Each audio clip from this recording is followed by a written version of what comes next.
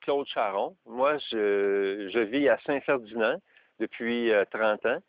Et puis, ce qui m'a attiré ici, c'est vraiment la beauté des paysages, la qualité de l'environnement, de l'air pur, de l'eau pure et des gens accueillants aussi.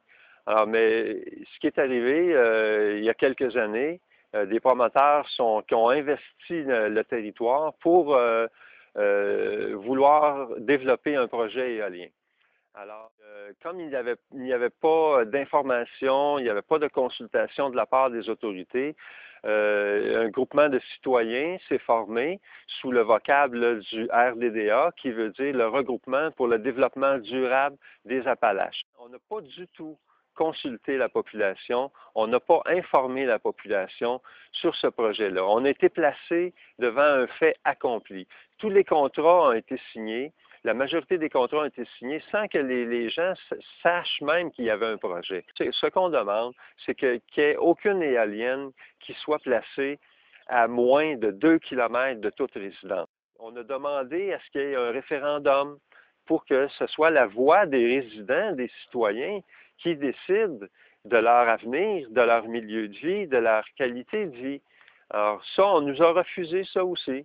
De procéder par référendum pour décider, parce que c'est vraiment aux résidents, aux gens de la place à décider. Mon nom est Pierre Séguin. Nous sommes situés au cœur des Appalaches. Et puis, je suis président du RDDA. Et en même temps, mon travail consiste à créer des jardins, dont celui qui nous entoure, dans lequel on est, Jardin de vos rêves. Et aujourd'hui, bien, écoutez, on se bat, on se défend, on défend ce paysage-là qu'on veut nous enlever, qu'on veut installer les systèmes d'éolien industriels.